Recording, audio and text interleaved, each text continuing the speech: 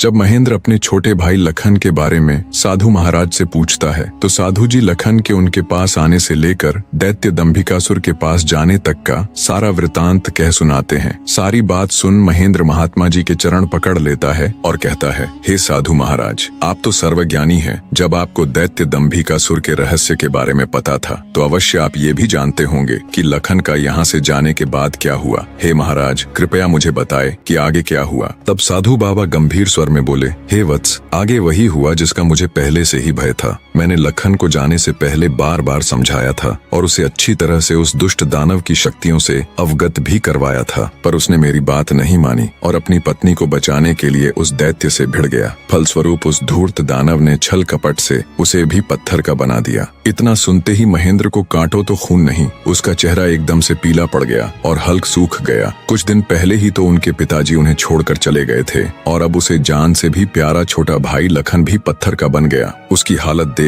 महात्मा जी उसे सांत्वना देते हुए बोले, बेटा अब क्या हो सकता है, होनी को कौन टाल सकता है। महेंद्र तो जैसे शून्य में था, मानो उसके शरीर में प्राण ही ना हो। कुछ देर तक वहाँ घोर सन्नाटा छाया रहा। कुछ होश ठिकाने आने पर आंखों में अश्रु लिए महेंद्र बोला, हे महाराज, अब आप ही मेरी मदद कीजिए और मुझे रास्ता दिखाए जिससे मेरा अनुज फिर से अपने मानव रूप में लौट आए। महेंद्र की बात सुन महात्मा जी बोले, बेटा ऐसा तो कोई रास्ता नहीं है। जैसा कि मैंने बताया, उस दुष्ट दानव की 7 गुत्थियों का जवाब देना ही इस समस्या का एकमात्र हल है। कोई व्यक्ति जब उसके सभी सवालों के जवाब देकर उसे पराजित कर मौत के घाट उतार देगा, तब तुम्हारा भाई लखन ही नहीं बल्कि उस मक्कारी दैत्य द्वारा श्रापित किए गए सभी जीव अपने वास्तविक रूप में लौट आएंगे। महेंद्र बोला, महाराज, आप तो सर्वशक्तिमान हैं, फिर आप ऐसा क्यों नहीं करते। महेंद्र की बात सुन महात्मा जी बोले, बेटा बेशक मैं उस पापी दानव के सभी सवालों का जवाब दे सकता हूँ, पर मेरी भी कुछ सीमाएं हैं जिन्हें मैं चाह कर भी नहीं लांघ सकता। इतना कह साधु महाराज चुप हो जाते हैं। तब महेंद्र बोला, ठीक है महाराज, तो फिर मैं खुद जाऊंगा अपने अनुज को बचाने और उस दुष्ट दैत्य के सवालों का जवाब देने।